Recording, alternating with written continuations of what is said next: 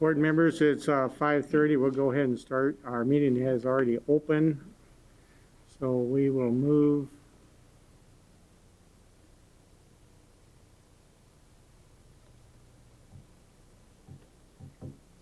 to our Pledge of Allegiance, please.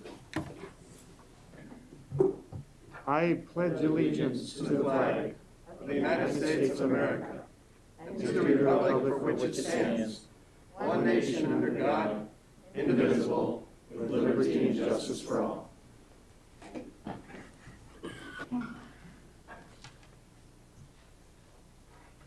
Mr. Vice Chair, could you read our mission statement? Marshall Public School District. The mission of the Marshall Public School District is to educate, support, and prepare all learners for success. Thank you. Approval of the agenda. Do we have a motion? So moved. I'll second.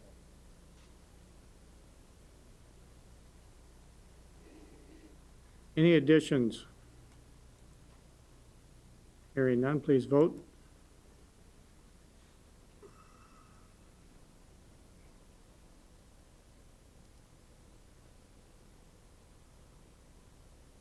It is approved.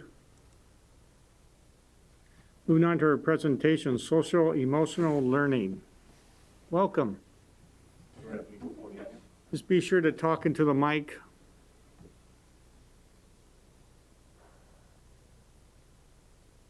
Thank you, board members, for having us here today. My name is Peter Thor. I'm the principal over at Westside. The last 2 years, I've been at the assistant principal at Marshall Middle. It is a great honor for me to introduce our counselors, social workers within the middle school and Westside. Over the last couple of years, I've seen a lot of different behaviors come through my office, and a lot of it does deal with the social emotional needs of our students. So this is a curriculum that they're going to talk more in depth about.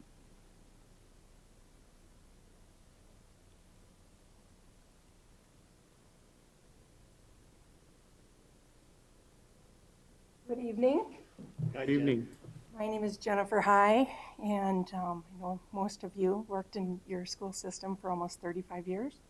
And I'd also like to mention that Marge Van Moore is here.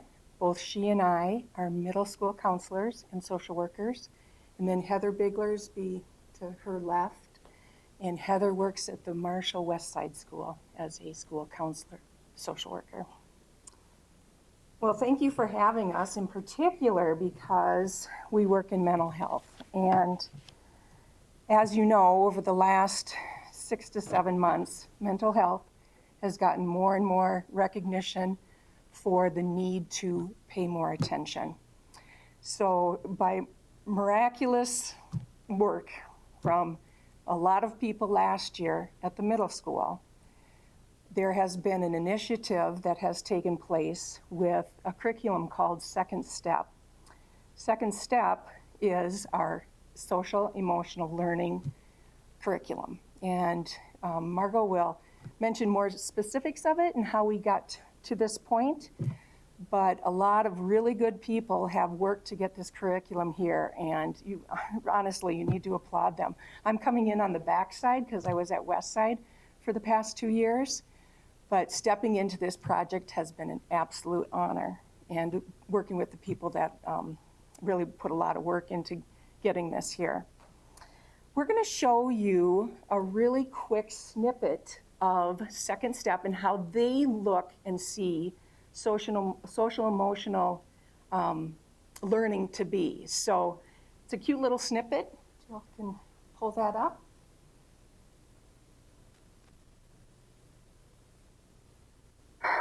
.org website. What? That's it. And why social emotional learning?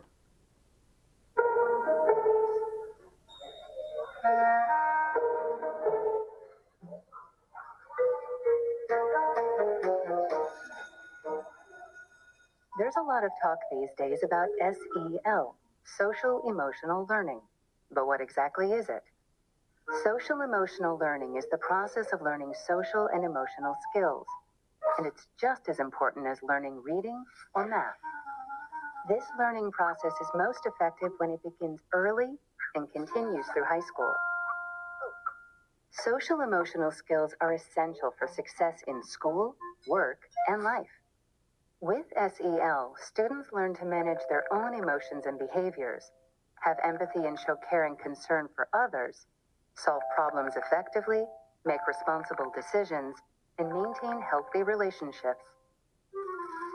Students learn to recognize what's happening inside them and to be aware of their emotions, which helps them deal with strong emotions and impulsive behaviors.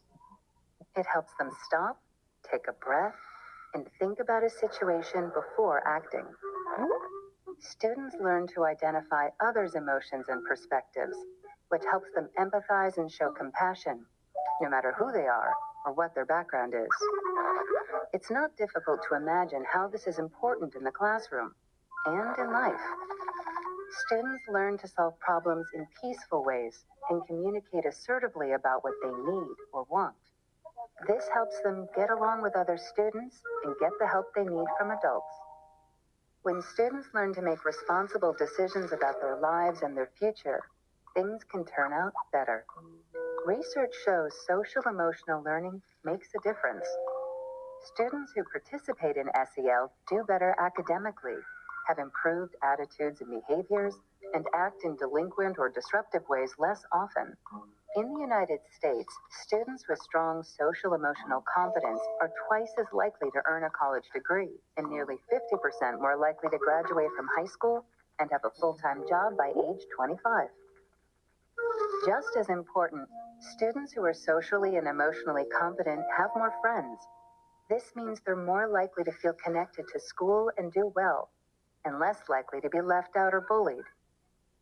Simply put, by participating in social emotional learning, students learn the skills to succeed in every facet of school and the rest of their lives.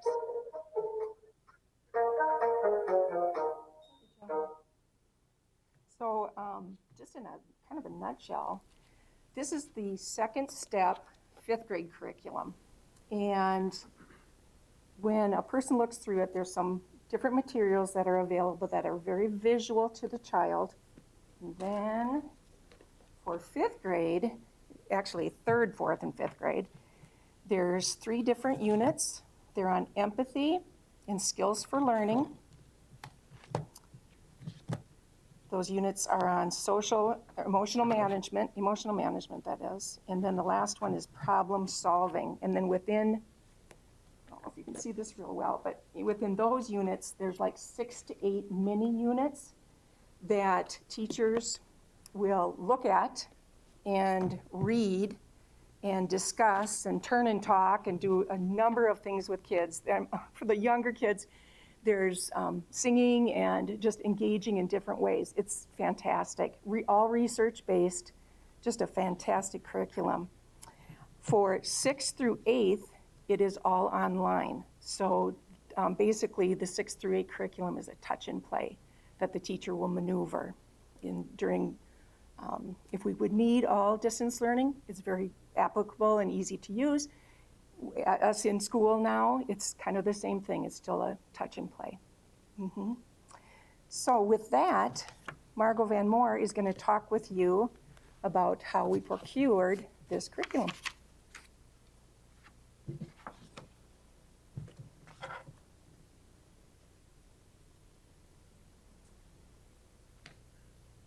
Thank you, Jen. My name is Marge Van Moore, and I'm the school social worker here at the Marshall Middle School. I'm going to talk about how we got to this point and our next steps moving forward. Last fall, Marshall Middle School decided we need a social emotional learning committee. And Pete was part of that, Mary Kay, Miss Biela, and we put out a volunteer email, and it was a huge response.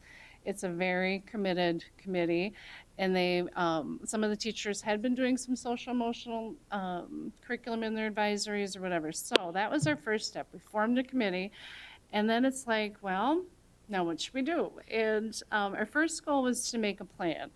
And we did some research, and the Minnesota Department of Ed has some standards in social emotional learning, and there's 5 competencies, which Heather will talk about in more detail, but the 5 are relationship skills, self-awareness, self-management, social awareness, and responsible decision-making. So our committee thought that's a good starting place. And then we thought, well, let's introduce some of this information to our teachers. So our committee made 4 lessons and a pre and a post test, and they delivered those lessons during advisory, and it was well received. After that, then we're like, we need a curriculum. So our second goal then, after kind of launching this out there, was to research curriculums and secure funding. We did a lot of research, and we all felt second step was, well, first of all, it's highly recommended. It's been around for 20-some years. And so we thought, well, if we can get funding for that, that would be a good one. So we wrote 2 grants. One was a Pride in the Tiger grant, and one was Prayer Care Child and Family Fund. With the Pride in the Tiger grant, we said, if we get this other grant, we'll give it back. And so that was all in cahoots. Well, we got the Pride in the Tiger grant, and then we did get the Prairie Care grant. So we gave the Pride in the Tiger grant back, and we're working with that. With that, the Pride in the Tiger then gave it to Westside to continue the social emotional learning, and so that's how we secured funding for 3rd through 8th grade through these 2 grants, and we were super excited, super excited. Our next steps, what we learned over the summer when we started diving into this is that Second Step developed 5 community rebuilding lessons related to COVID, like how do we get our kids back into the schools, and how do we address some of their needs. So right now, 3 through 8 are doing these 5 community rebuilding lessons, and then we hope to roll out our actual curriculum mid-October, early November, once we get all settled. So that is basically it. I highly recommend, if you're interested, go to the Second Step website. There are tons of resources, videos to watch, and just kind of wrap your head around that if you're interested in doing that. So now I am going to, now we watch a video. Why SEL is important now. It's very well done.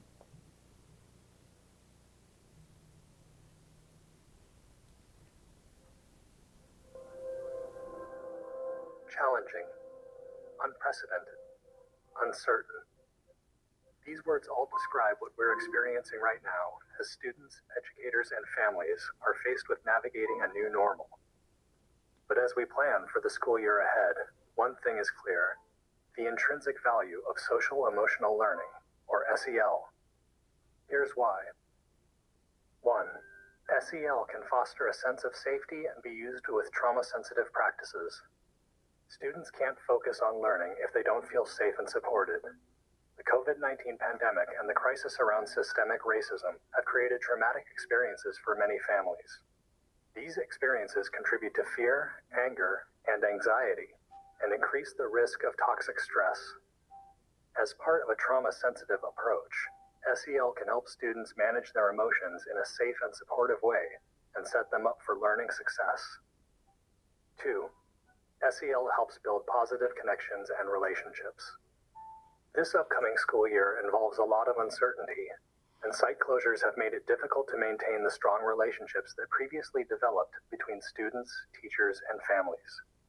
This fall, whether you're planning for in-person or remote teaching, using SEL to build trusting connections within your learning community can help lay the necessary foundation for academic learning. 3. SEL helps address the learning inequality caused by school closures. Remote learning is inherently challenging and not always appropriate developmentally. Students who are already struggling socially or academically are often the ones who face more severe challenges with remote learning. SEL can play a key role in helping students build the skills they need for effective learning, from self-regulation to problem solving, especially in an out-of-school setting. 4. SEL provides support to teachers and staff. It's more important than ever to care for educators' well-being. By helping teachers and staff manage stress, build trust with students and colleagues, and stay engaged at work, SEL can strengthen the whole school community. Now is the time to bring SEL front and center. But don't just take our word for it. In a recent survey by CASEL with responses from 37 states, 84% reported that SEL has increased in importance as a response to the COVID-19 pandemic. And 78% of states reported that district-based SEL requests have increased since the beginning of the pandemic. We often talk about SEL in terms of improving behavior or its academic benefits. But SEL also builds skills that help bring us together in times of crisis and in everyday life. And in this uniquely challenging moment, SEL is a critical tool in both addressing the immediate needs of students, families, and staff, and helping them succeed in the new school year.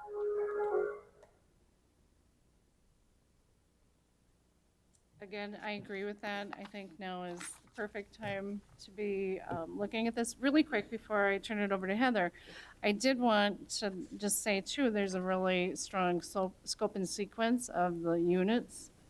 Jen had mentioned for 5th grade, and I'll just say 6th grade, mindfulness and goals, recognizing bullying and harassment, thoughts, emotions, and decisions, managing relationships, social conflicts, and it's all very well laid out. So Have you decided how it's going to be implemented? we are going to be advisories, through advisories. Okay, through advisory, okay. Yep, that's how they're doing the That makes 5 sense. rebuilding lessons right now. And at least at middle school, they're going to be doing it through advisories. What are you going to do at West? Homeroom Homeroom? class, Okay. yep. So that's what we're doing now. The kids that are distant learning.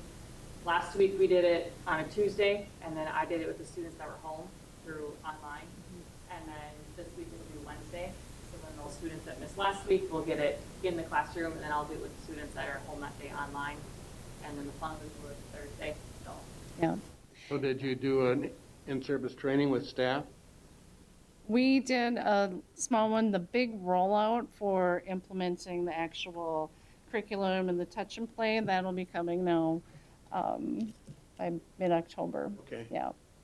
And for our Learn at Home, our coordinators have the information as well. And I know our advisories are making sure they hit each student when they're here. So, okay, I'm going to turn it over to Heather, and she's going to talk more about the competencies and how it relates to other school things.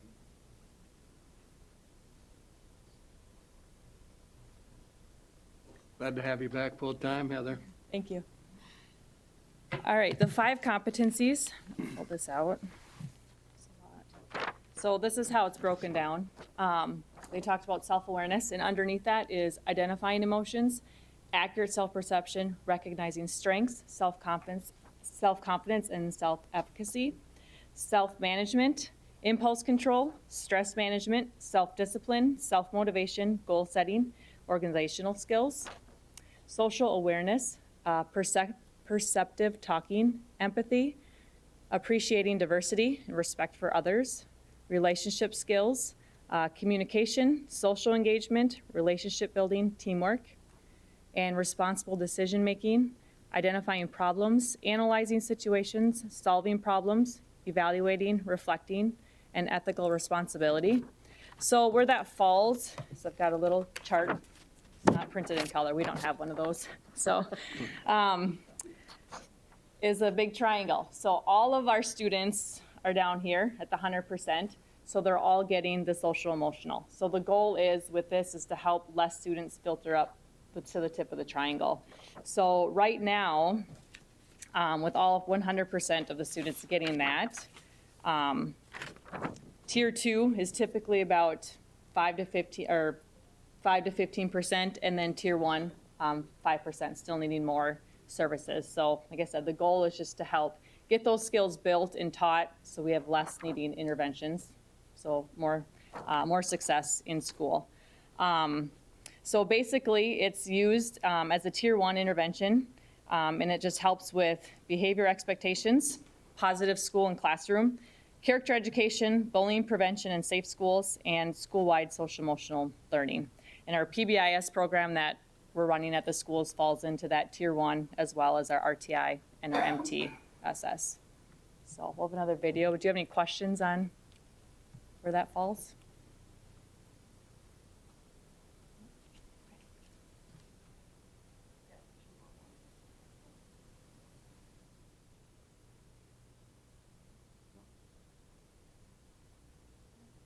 It's a triangle pyramid.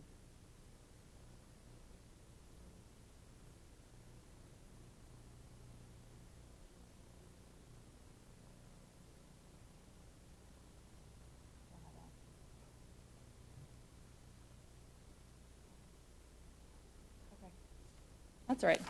We can print it Just out later. kind of recaps. Yep. It in a little bit more bigger terms than what I used.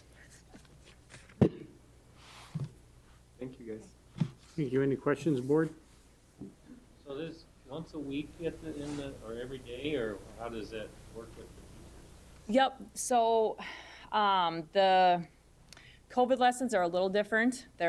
It's very laid out and it's more once a week and there's a few follow-up activities. When we roll out the big curriculum, there's a main activity every week and then there's follow-up lessons that you can do depending on where you feel like your classroom is.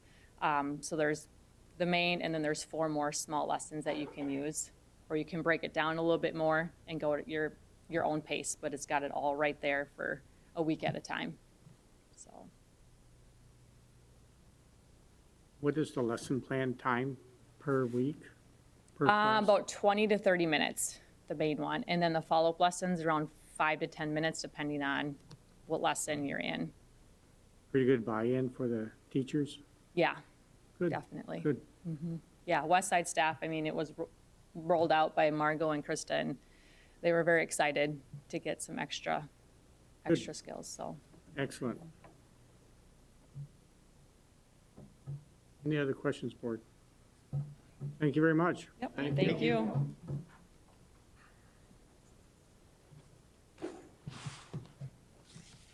Just one question. Do you have all the resources that you need to implement? Covers a 5-year licensure. Okay. 5 years, we will have, well, you guys will have the. But we Each got, teacher will have a, for 6 through 8, it's a push and play, so we Okay. have that for 5 Yeah, years. all right. So, and what about? 3, 4, 5, we've got 5, and we have 8 teachers, they have 10. So our homeroom teachers that share math reading will share a binder. Okay. And we can put 2 teachers on. So my 5th one this year that I was gonna keep for myself to help roll things out, it's probably gonna go to Mr. Weiss because he's doing the at-home stuff, so then I'll just share with staff in the building. So you could use more at the west side, more teacher manuals. We could, yeah. But we can make do with what we have too, so. Well, if it's a great curriculum, we need to support it fully. You know, having been in the classroom, and when you're short a resource, you tend not to go there. And I think, if it's going to be an every day kind of choice, I think we need to make it available. You hear that, Peter? I do. So I think The board will support that request, will we I think not? they all have Dion's number. They need They don't want the that. money. We just need to support our staff to get it Yes, done fully and right. we agree. Yep. And I don't think it's gonna cost that much money to buy, 8 more teacher manuals or whatever. Right? Thank you very much. Thank you. Thank you. Thank you. Have a good day. Moving on to our consent agenda, motion to approve. Do I have a second? I'll second. Any discussion needed? Just share that in that one, the additional supervision that's related to additional time with bus routes because of the COVID situation this year, so that's being paid for out of CARES funds. And with the donations, just a thank you to all the generous donations we've had for supplies for classrooms this year. Very good. We'll vote.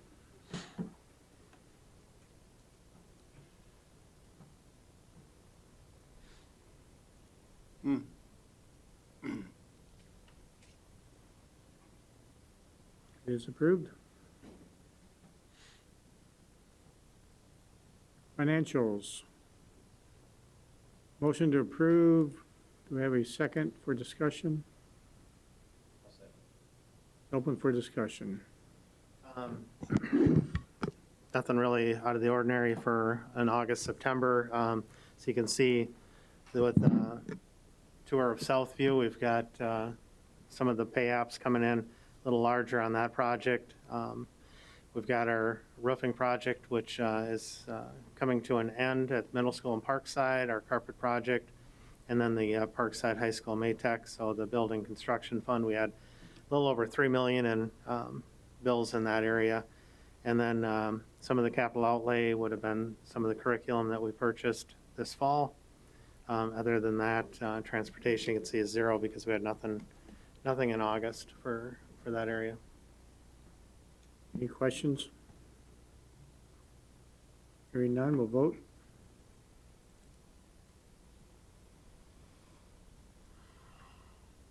It's approved. Anything else for financials? Just if you have taken a look at previous years, we're actually starting out fairly well this year for general ed revenue to expenditures, given the circumstances we're in. But also wanted to point out, because I think there was a question, capital outlay. If you look at our fund balance, it's a little over 1.4 million. Last year at this time, it was around 800,000. With doing the facility study through ICS, we've really tried to prioritize and lay out what facilities projects should take place in the next 5 to 10 years. You'll see the IAQ and the abatement one coming up that will have a recommendation to you guys. But as you guys saw in some of those presentations, we've got some bigger projects like the summer boiler coming up, the middle school theater. So it's not that we're sitting on it. We're basically just trying to get caught up on a lot of the other projects we had going on this summer. So. Very good. Board forum. Board members, anybody have anything they'd like to bring up? I sat in on the MSBA legislative kind of update in the fall, and lots of interesting discussion. The big one being the $5 billion deficit that's probably looming the next biennium. So lots to talk about. You can pretty much expect the split in the payment deferments again, like we've managed in the past. So cash flow will be a big challenge. So I think they said, Sarah, I think you were on there, if they go to 50-50, that would give them a $1 billion fix in the budget. So And you can probably expect it. what I found interesting, and I've only been on this board 2 years, was that the MSBA was basically, I think, welcoming that outcome versus cuts. It was kind of the attitude of, we hope they do the deferments again so that we're not looking at big cuts. I would also point out from that meeting, they're looking for any resolutions that anybody wants to put forth for the MSBA to consider to be submitted by September 25th. I think with the legislative session looking the way it is, it's probably enough on their plates with what they already are continuing to present on behalf of the school board association. So, but it was an interesting rundown of what to expect legislatively. Do you think we'll be looking at those 8 anticipation bonds again, like we did in, those loans for our cash flow? Yep. Yeah, like I said, like Sarah said, the attitude was that we would rather have that than cuts. So. Yep. Very good. Anybody else? Moving on to our administrator report. My report this time just mentioned the nurses. Shout out to them. They're doing a really nice job managing all the health-related concerns we've had with COVID. A lot of questions from staff and students and families, and they're keeping on top of that and helping us navigate all that. One of the things that we're offering this week, I just want to point out to you guys, we're doing a town hall meeting for our staff on Wednesday during PLC time, where the nurses will lead the discussion with some information and just take questions that people have and help answer some things there for them. So should be a good way to get some more information out to them. And admin, of course, will serve as part of that team as well. Still facing some challenges with available substitutes. So far I've been covering things, but it's been tight already this year in buildings, so continue to have some needs there. And then just wanted to mention with the skips, principals are working on those. We're going to see some goals similar to last year, finishing up some things, and we're starting to work on that strategic plan. You guys approved some focus areas there last month and working on how that fits together. Early childhood talked about their schedule. They're able to maintain the original schedule they had. They have fewer students in each section, so that's working well with the social distancing guidelines they have. She mentions a lot of different procedures and precautions they put in place there. Some things that she called out was breakfast is being served in the classrooms in individual bags, similar to what we're doing in other buildings. Playground use, she staggered to limiting the number of things that are being shared at a time. Added hand sanitizer stations down there and arrows on the floor to help direct traffic patterns with the little kids. And then they removed hard-to-clean items from the rooms. Also wanted to mention Tiffany has been working with Carol Morse organizing the child care program. The Y is managing that for us, and these two are just kind of our in-house people. They've done a really nice job putting that together. That partnership with the Y has really been beneficial. It's taken a lot off of our plates this year, so very much appreciated that. That's for the children of Tier 1 workers on their distance learning days. Right now we have 44 students enrolled in that program, and it's all taking place at the Y, so we're sending meals and stuff over there in the days, but that's going really well. Parkside, Darcy mentioned assessment days that were a big success. They had over 95% of their families attend, so that worked really well this year. That included learn-at-home students coming in for assessments this fall. Every family had a chance to come in, meet their teacher, and share concerns and that sort of thing. And she talked about the new normal there as well with the safety and hygiene protocols, including masks, hand washing, dividers, water bottles, different entrances for kids to come in, that sort of thing at Parkside. We got to see some of that at our tour earlier today. West Side mentioned you drive by, you see some tents in the yard. The city provided 2 large tents that they've set up in the yard there with some picnic tables. So they're doing a lot of outside activities for classrooms, different things out there. That's going really well. Playground, they've got sectioned off into different zones to keep social distancing at different times there. And he mentioned the nurse's office. They've rearranged that to have room for the possible COVID waiting area. So the room that was originally the school office there is now that whole area is the nurse's office this year. So big change in that, but it's working pretty well for them. Middle school called out Learn at Home and what's going on there. They have 14 in each 5th and 6th grade attending Learn at Home, 13 in 7th grade, and 12 in 8th grade. So that is going well. They're receiving instruction through the core classes, also the social emotional they just talked about here, and then exploratory areas coming in there as well. Band is kind of a big one, a lot of questions about how that's going to work. So the band, they're using the theater. They've got every kid has a chair for their instrument and a chair they kind of stand in behind. They've got a pet pad on the floor, so when they drain the spit out of the instruments. And the band looks a lot different right now, but they found a way to make that work, so that's been nice. Still working on what performances are going to be like at that level. They also mentioned student council that's getting going to have some of that normal for kids in the building as well. So you see homecoming week is this week. They've got dress-up days and stuff taking place that they were excited about. High school, Brian mentions his teachers have really done an excellent job being flexible, managing daily business in the current model of schoolwork. He mentioned Link Crew, so they still had the orientation for 9th graders in that first day. We went over there and saw that taking place that first day. That was going really well, some of that transition piece for those students entering the high school for the first time. Lunch looks different at the high school this year. The guided study time, it's no longer an hour-long lunch, but every student has a 30-minute lunch and then the 30-minute guided study time, so like a study hall built in the data. Manage some of those spacing distance or social distancing things there as well. He also mentioned that this is kind of fun, a DigiSquad they've added. So there's some tech internship students working with Marcia Ivers, and they're helping solve tech issues that students have during the day. It's like a first line before they go to our tech team. So that's been a nice addition there. Maytech, she talks about their registration day there as well. So every student had an appointment to come in and meet with the teachers and administration. They had 94% attendance, so good turnout there. CNA program has started this fall. They're currently offering 1 section this semester. They have about 10 participants in the program, and all are students from Marshall Public Schools. Amanda's also working with Targeted Services to get that up and going. We will run Project Success this year like we have in the past. They have a planned date of October 19th right now for that. Bruce's activities report, the M Club banquet has been postponed. They're still looking for nominations for the Hall of Fame.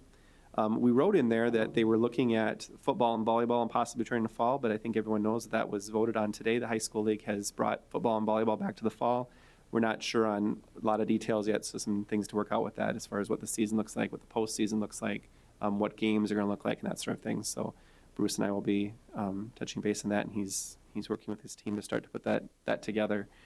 There was some school input. There was a survey that had come out last week looking at that, and they used some of the results in their discussion today. So the schedules and the seasons are all being reviewed at this time with that. The other thing I wanted to mention off of his report, High School League recently notified all districts of a 2020-2021 membership fees.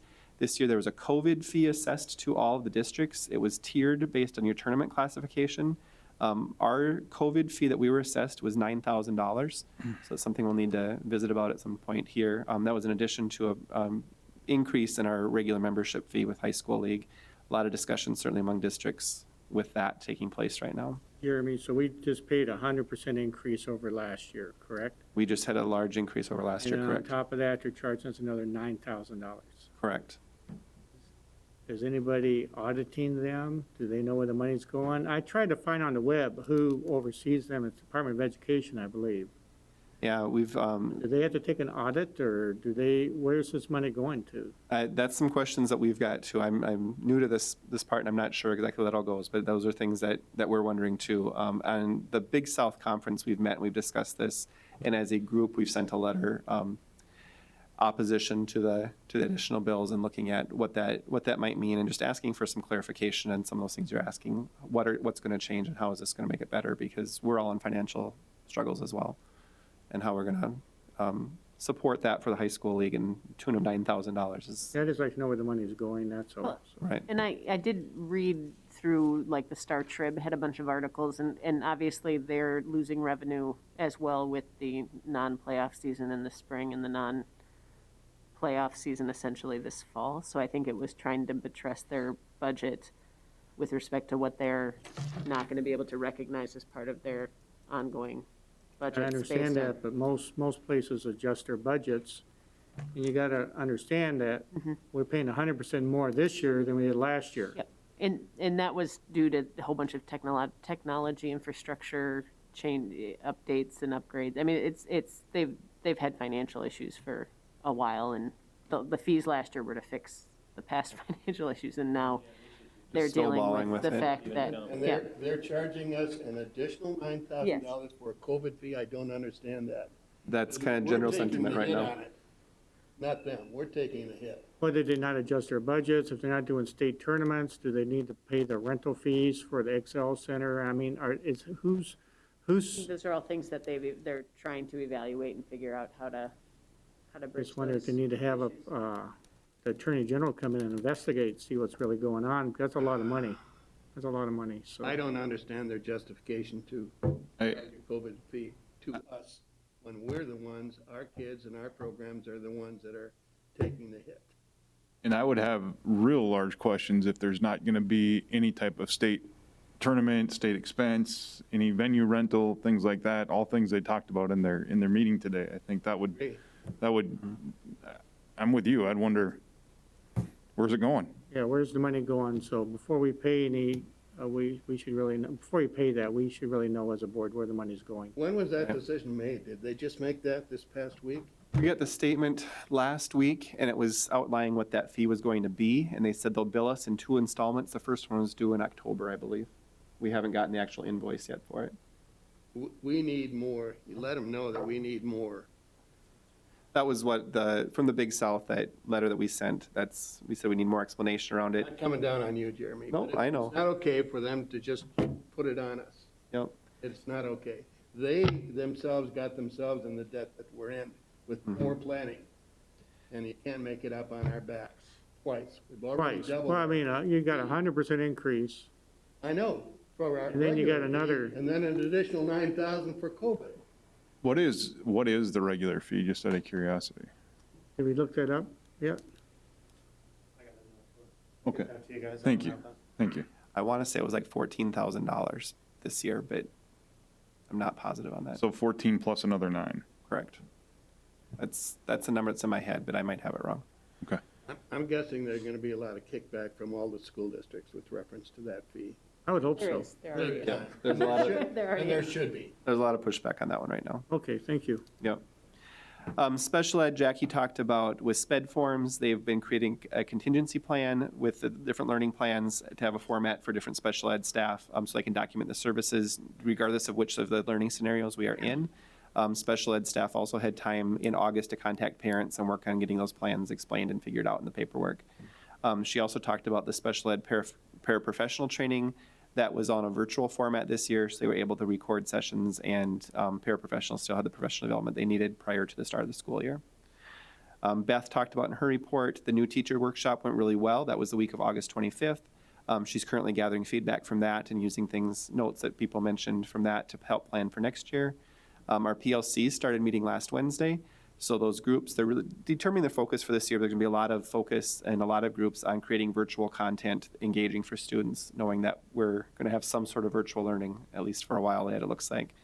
Fall testing has also begun. NWA testing is what's taking place right now, and we're using that as growth measures for the SCIPs. One of the things that are going different with the SCIPs this year is instead of doing the fall to spring growth, we'll be measuring growth, or we'll be looking at a lot of things from a 3-year grade level average because we didn't have last spring's data as a starting point. So some of those goals might be written a little bit different than before. Dion. Jill, can you open that? I just wanted to point out too, it's not in my report, but like Jeremy had said, we're going through some of these times, and we've got the city donating picnic tables to 4 of our buildings, tents to a couple of our buildings. We got the YMCA collaboration. The other day we were in a pinch on painting, and Derek Rignell with Southwest Pro Painters, within a day's notice, borrowed us one of his crew to help get us on task. And then, as you guys probably saw in the donations, Joy and Wade Borboom raised $735 to go towards teacher supplies. We distributed that out to each of the schools, and then in addition to that, they also brought in actual supplies too. So a lot of things going on, but there's a lot of good out there too. So it's a nice segue into the levy. So just wanted to bring this up because tonight will be our recommendation that you guys approve the maximum certification of the levy, and we do that each year just because there's so many adjustments that happen daily on the levy, and then come December, you guys can show if you want the actual maximum amount that's out there or not. If you don't do the maximum amount, if you do the amount that we actually have today, then we're stuck with that amount. And just to kind of give you an idea, I think so far every day in the last 4 or 5 days, ours has fluctuated from 4 to 3.95 to 4.04. And I feel we're pretty close that we've gotten with Jody's help from Ellers. We've gotten a lot of the adjustments done. We're currently at 4.1. The report that I had ran, it was at 4%. But looking at past increases, 4% is a little under half of what we had last year for an increase. And then also what's not included is the ag credit. That's not on the levy. That actually gets credited on the school or on the property tax statement. So if we put that in, and 1920 is the number, that 519,000 is what I got from EJ for an actual, and then just used an estimate, but it actually should come in higher because we went from a 50% to a 55%. So anticipation is that that'll actually be a higher credit.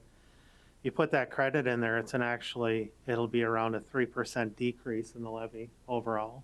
So just want to point that out because the levy itself will show a 4% or 4.1% increase, but that doesn't take into account the ag credit. And then if you can scroll to the next page, just kind of shows a graph. The top one is without the ag credit, shows you where we're at percentage-wise, history-wise, and then if you go down a little bit more, it just kind of shows you that overall with that ag credit, it's actually a pretty decent a levy for the taxpayers this year. So we'll be coming up on that. I just included some information on our food service. Mike Carlson took over the place of Lori Fruin as the food service director. Mike has a lot of experience in the food service industry. We're lucky that Lori Fruin is actually staying on with Taher, just in a different capacity. So especially with how great she did over the spring and summer with the distance learning, she'll be able to help Mike with some of that knowledge. And I should throw a lot of kudos up to Jill too, because she has been a huge help in all these changes that are happening. She watches webinars every Tuesday at 2 from MDE about the changes that are coming up and how to make sure we're getting our funding. So we've got those changes. I do want to say that in case you've heard from any families, we do have a meeting with food service tomorrow. We're a week and a half in. We just wanted to get our feet grounded on the food service end of things. And we'll be going over some different things to see how we can make the process better, what we're serving, maybe the quantities, make sure that we're doing everything we would somewhat with a normal year. Question, Yes. just from my granddaughter, both granddaughters, there's no à la carte at the high school, and they're not pleased. There is not currently. We'll be working on something. Because they're bringing their bag lunch now because there's no à la carte available. I just thought they're Yeah. probably not the only ones doing that. No, everything right now has to be touchless serving. And so à la carte, like I said before, we just want to get our feet Yeah, planted I on hear it ya. for service. But that is something we'll be talking about tomorrow, is how at the middle school and the high school and what it can be. It's going to look a lot different. We might be able to prepackage some cookies or do some bagged chips or something like that. We want to keep definitely in the healthy side of things too, but it's going to be limited to what we serve. And then it comes back to quantity too, supplies. What can we I actually hear get? you. I'm just No. telling you what Yep. my two granddaughters said. À la carte's gone, so now they're bringing. Ian, and Spence, are your friends doing the same? Yeah. Missing? People don't like it. They don't like the way it's like set up, but we don't have to. Yeah, and I think that was the point. Yeah. We're going from 4 or 5 choices to 2 choices Yeah. in a bag.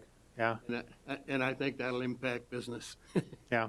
But, how does that work? I mean, if it's covered by USDA, Yeah. it's not, you know what I mean? It doesn't impact. Until Right. December. or the end of Until it ends, December. yeah, until, Right. but then at that point, the hope is that we would be back to some semblance of Right.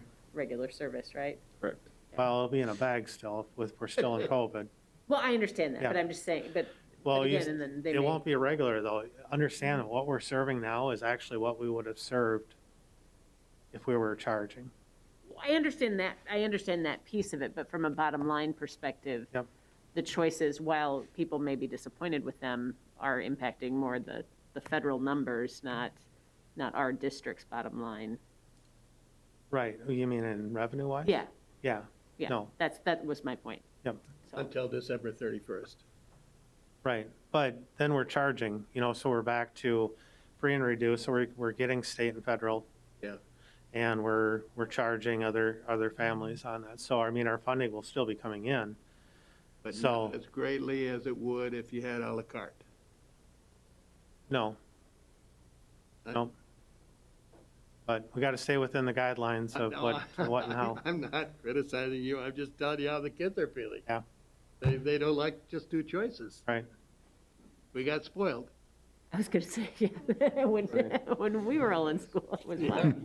Choice, 1, 2, take it or leave it. One, yeah, exactly. And I think honestly, a lot of that is actually, I mean, salad bar, pizza, Yeah. 2 or Yeah, 3 hot burgers. lunches, Salad bar, à yeah. la carte. I mean, The other complaint that I've heard about lunches is just the amount, just that it's not enough. I've heard that a lot of high school kids especially are Yeah. really hungry right now and wanting more to eat at lunch and breakfast options, so. well, and I will say, and we'll be looking into it, a lot of them aren't taking advantage of the free breakfast. We only have 25% of high schoolers doing the free breakfast. So I look at that too. I've heard concerns about being hungry after lunch and not eating the free breakfast. So I kind of look at, are they taking advantage? Are they participating in as much as they can? Sure. And that, You know. I would reiterate that, but I also think it's just a learning curve of how much they're putting in. And then the only other thing, and I realize, obviously, if COVID wasn't happening and we were having, a normal conversation about what it is the amount of waste being created because of all of the disposable ware. And I get that. I've explained to people can't fix that necessarily, given where we're at today. But boy, when we can start not doing that and adding to all kinds of problems, I'd love to go back to normal. Yeah, yeah, but just, and just the other options that would be for recycling or whatever the case Yeah, may be. and I will throw kudos out to Taher as we get in, I don't like to call them complaints, but comments of what's being served and how they're doing phenomenal of getting the meals out there and trying to get as much variety with the supplies that we have and what we can serve. So It's a tremendous thing, I mean, with just the pickups and the things that are being offered, and kids may complain, but, we've talked about the fact that this is a huge deal to be able, I mean, you look at what happened over the summer right. with those numbers, and what this has done for food insecurity is amazing. Yeah. So. True. And we will be addressing the quantities. I know Jill and I we're going to make sure the quantities are the same. The problem is that kid could have gone back for a la carte or a second meal. So we'll just have to address that and see what we can do, at least until things change.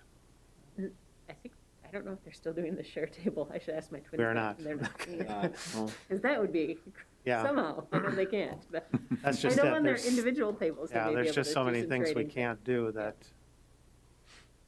So we got to increase our numbers, though. Our numbers are, especially breakfast at middle school and high school. Parkside's at 80% right now for breakfast.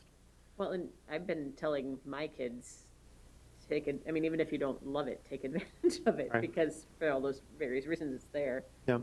So, And the last thing is, Mrs. Jellen's third grade class was kind enough to send some thank yous, and I shared those for you guys to keep. Thanking us for the masks that were donated, thanking the school district, the school board for that. So I just wanted to share some fun things too. How's the busing going? Has there been any issues? Can't let me end with a happy, no, the busing actually, busing's going well. Our elementary, from what I know, are being dropped off anywhere from 7:30 to about 10 to 8.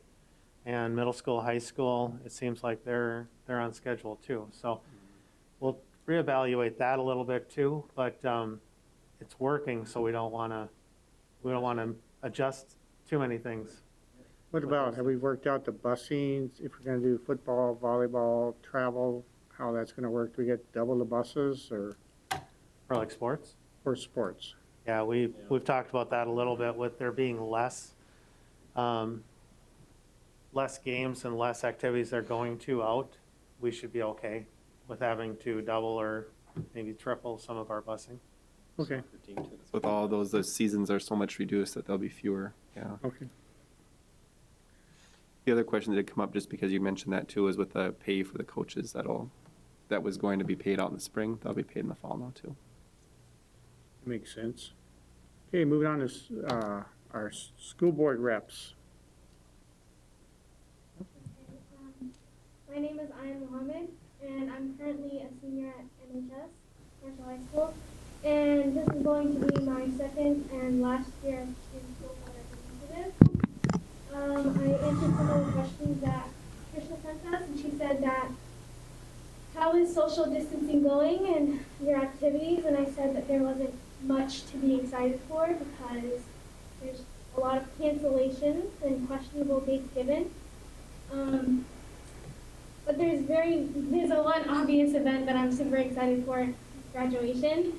The hybrid schedule was not what I expected, but for my last year of high school, it's certainly better than going to an all-school year, like going to school all year and then having higher risks of catching and spreading the virus. People around me, my loved ones, more quarantine, which I don't want that.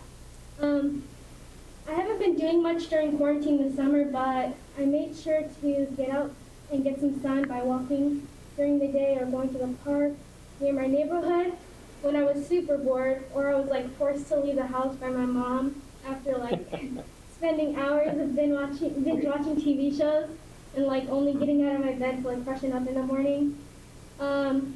Lastly, one thing I would like the school board to know about me is that I can't wait to listen and learn about the topics that the school board will receive this year, and I'm super excited to spend my last year of high school with the board. Thank you. Thank you, we're excited to have you. Glad to have you back, Diane. You too, Spence. Thank you. Okay, hi, my name is Spencer Vang, and I'm currently a senior this year at Marshall High School. Some hobbies and interests of mine are bike riding, arts and crafts, listening to music, watching Netflix, and hanging out with my friends and family. I'm excited that I have made it to my senior year despite it not turning out as planned. And for the future, my future plans after high school, I plan to go to college up in the cities and major in graphic design or communication studies. I am super thrilled to be serving as a student school board representative again, and I hope this year will be great. Thank you, good to have you. Thank you. Coming on back in school full-time? Yeah, but like she's doing social distancing, so she's staying for like a year or two, and then probably once that stay All right, we'll move on to our discussion items. This is the first review of policy 607 to 612. Any discussion needed? All these policies, there's some minor grammatical changes or wording things, but no major changes to any of these policies.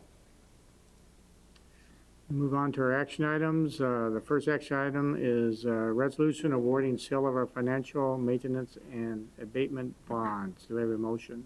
So moved. Need a second. I'll second. Open for discussion. So previously, the board had approved us to do a bond sale to do a middle school in Parkside facility maintenance, indoor air quality project, and also to have abatement bonds to do our parking lots and some sidewalk projects. And so today was the day of the sale, and I'll let Jody from Ellers share the good news. They did awesome again for us. I think it's great news. So I'm glad you're meeting in person because it's a lot more fun to be with you to report on the results than to do it on the screen. So we will go to the first page of the report. And the description of the projects that we're financing are just as Deanne mentioned, the indoor air quality improvements and then the parking lot projects. And you'll see that your rating again, 2 ratings as normal. So the Minnesota State Credit Enhanced rating at a AA2 and the underlying rating was affirmed at an A1. Thanks again to Dion for participating in that process. He represents your district so well. So please know that. They had a lot of questions about coronavirus, as you can imagine, and he's been through the process pretty regularly now, but is always very prepared, very well organized, and that just is so helpful as part of the process. We know it's extra work for you, and so we really appreciate you getting things ready and participating in that call. So we received 5 bids today. The low bidder was FHN out of Memphis, Tennessee, and you'll see their rate, that is real, 1.2691 is the rate that they bid. So as my dad would say, it's almost free, right? And then you'll see the notes at the bottom there, the true interest cost rate of 1.26. We had estimated 2% a month ago, and rates have come down, and you did very well today. So you'll see that we maximize the allowable deposit to your construction fund to give you a little bit more cushion for the projects, and even with that, the debt service levies will be $65,000 less than we had projected in the pre-sale report. So just a really outstanding result. The structure of the debt is set up so that the levies do not start with taxes payable in 21. So we're keeping your levy as level as possible, taking advantage of the refunding savings that you had, and you passed that refunding bond this spring. So keeping your debt service levy nice and level with the step downs that we have planned in the future, and we'll take a look at that in just a minute.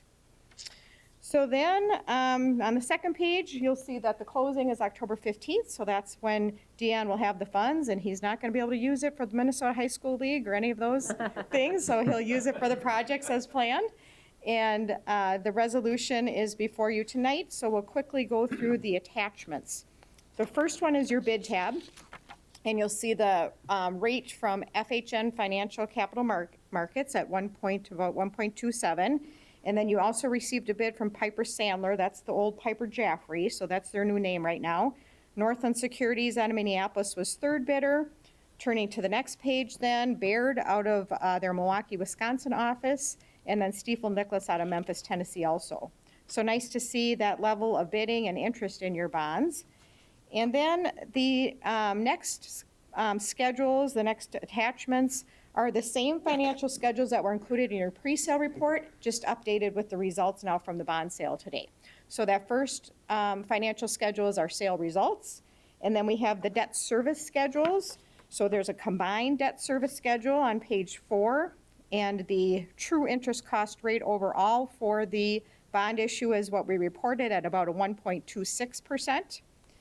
The next schedule on page 5 is just for the indoor air quality improvements on their own. So that true interest cost rate was 1.3. And then the abatement bonds are a shorter bond issue. So you can see the rate on that portion of the bond issue is actually a 0.71%. So really, really nice and low to see that rate on the abatement bond portion. Again, we have your detailed debt plan. So that has been updated with the sale results, and that's on attachments page 7. And you can see we're keeping that tax rate on the far right-hand side level with the 3 step downs that we've been talking about since you move forward with your school building bond referendum. And you can see that in graphical form then on attachments page 8. So again, the level tax rate and then the 3 step downs that we have been discussing. The last attachment then is your press release that Moody's issued when they assigned the ratings to you. So again, your A1 underlying rating, the AA2 credit enhanced rating, and I would point out that in their rationale, they mentioned your solid financial position supported by overall enrollment growth. And then the paragraph under there, there's a little bit of information about the coronavirus. And then the remaining portions of the report are very similar to what was included in your press release when you issued the refinancing or refunding bonds this spring. So that is everything that we have to share. We're thrilled with the results. We appreciate you providing us with the opportunity to serve you once again. It's always great to work with you, and again, really happy with how things turned out. It's great. Very Any good. questions, board? We always have had good luck with you, you know that? We always have. Yes, I think, well, we had refunding bonds a number of years back where the rates kind of took off, and so we had you hold off on that refunding, and then kind of waited until time was better, and it worked out very well. So as long as you're patient and willing to wait things out a little bit, if the market does go crazy, then yes, things have, so we appreciate that. But there was a time when I lost a little sleep over that one. No problem. Thank you very much. You're welcome. We'll go ahead. Any other questions? If not, we'll go ahead and vote.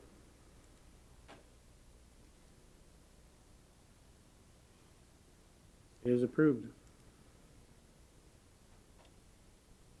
Approval of the certificate of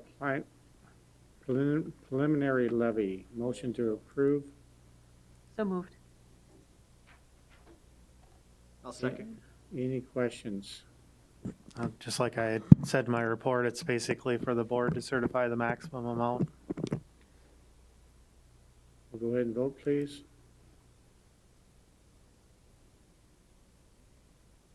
Is approved. Fund balance transfer and close fund 47 post-employment benefit debt service fund. Do we have a motion? I'll say a motion to approve. Do we have a second? Second. It's open for discussion. So we had, back in January, had made our last payment on our OPEB, post-employment benefit debt service bond. And so we're needing to close Fund 47, and we currently have a fund balance of $25,480.38. And that would get, if you approve, that would get transferred to our debt service account. Very good. Questions? Hearing none, we'll vote.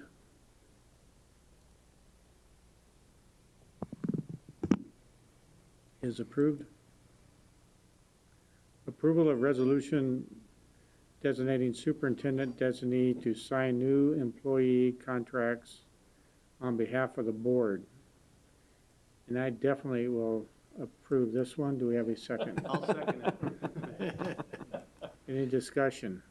This is related to paperless personnel files that we're doing. So the new employee contracts still need to be signed. So just Tricia and I would take care of signing those electronically on your behalf. The board would still be aware of all the new hires. Excellent. I'll call for a vote.